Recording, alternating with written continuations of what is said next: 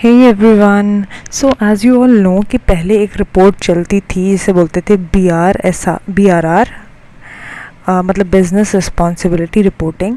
तो listed companies को ये करनी पड़ती थी मैंडेटरीली, लेकिन अब financial year 2022 and 23 onwards top 1000 जो लिस्टेड कंपनीज़ हैं उनके लिए मैंडेटरी हो गया है कि उन्हें BRSR रिपोर्ट बनानी है और उसे पब्लिश भी करना है अपने वेबसाइट पे एंड स्टॉक एक्सचेंज को भी इंटीमेट करना है।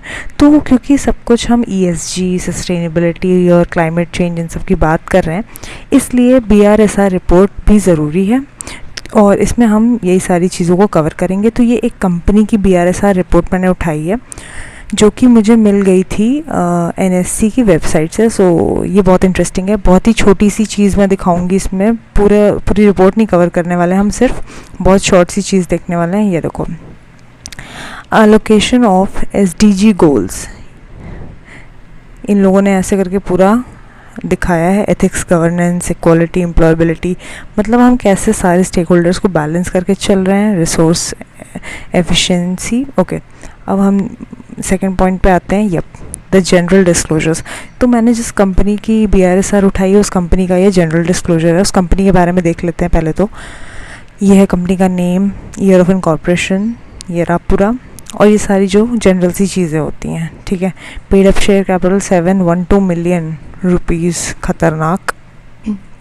ओके, और अब देखते हैं डिटेल्स ऑफ बिजनेस एक्टिविटी। इनका मैन्युफैक्चरिंग है, 90% जिसका टर्नओवर अकाउंट करता है। And we are just going to see very in short एक ओवरव्यू कि BRSR में एक्चुअल जो रिपोर्ट होती है उसमें होता क्या है। मुझे ऐसा लगता है कि प्रैक्टिकली चीज़ों को देख के ज़्यादा अच्छे से समझा जा सकता है रादर दैन थ्योरी उसको आप पढ़ने से। ठीक है, तो और देखते हैं। इन्होंने अपने ऑपरेशंस के बारे में बात करी है। यहाँ पे एम्प्लॉयज़ कितने हैं, कितने आए गए, टर्नओवर जो भी था एम्प्लॉयज़ का। फिर होल्डिंग सब्सिडरी एसोसिएट के बारे में डिटेल्स सब डिस्क्लोज़ करनी है। CSR के बारे में इन्होंने बताया है, whether CSR is mandatory, yes, and turnover and net worth इतनी है, तो CSR मैंडेटरी है। फिर इन्होंने ट्रांसपेरेंसी एंड डिस्क्लोजर कंप्लाइंसेस करे हैं। शेयर होल्डर्स ग्रीवेंसेस की पूरी यहाँ डिटेल्स है, पॉज करके रीड कर सकते हो अगर मन करे तो। और overview of entities, material responsible business conduct issues, जो ऐसे एंटिटी को लगता है कि मटेरियल इश्यूज़ हैं और वो इन लोगों ने खुद से आइडेंटिफाई करा है, और उसके लिए इन लोगों ने कैसे आइडेंटिफाई किया है रिस्क एंड अपॉर्चुनिटी को और कैसे उसको मिटिगेट किया है, इन लोगों ने खुद से डिस्क्लोज़ करी है ये चीज़। Very nice. और अब आगे आते हैं। ये सारे देखो, ESG, risk management, compliance management, मतलब ये सब रिस्क इन लोगों ने इसमें कवर करे हैं। इसको तुम लोग पॉज करके चाहो तो रीड कर सकते हो। अब आगे बढ़ते हैं। Management and process of disclosures. तो तुम लोगों को NGBRC के बारे में पता होगा, national guidelines of responsible business conduct.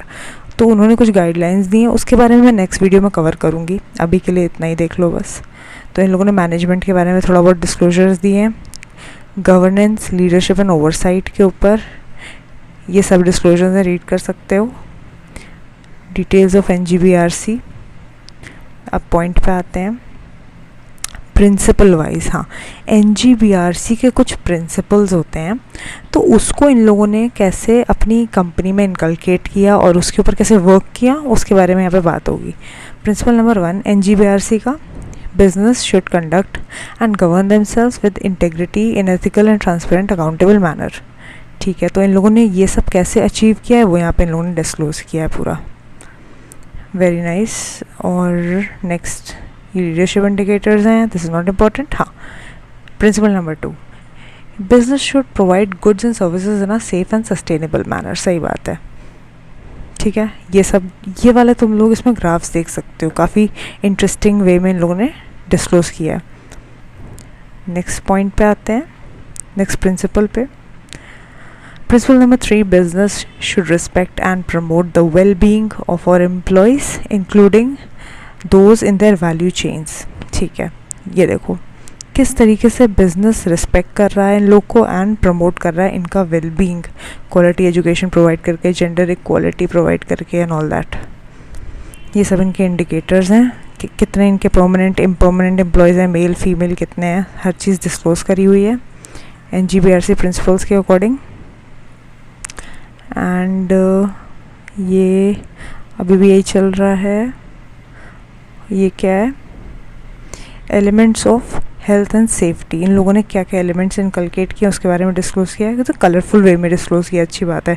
Charts और ग्राफ्स का यूज़ करते हैं तो एटलीस्ट रीडर को रीड करने का मन करता है, वरना तो कोई भी बोर ही हो जाएगा। ओके, नेक्स्ट प्रिंसिपल पे आते हैं, principle number 4। Business should respect the interest of all stakeholders and be responsive towards it।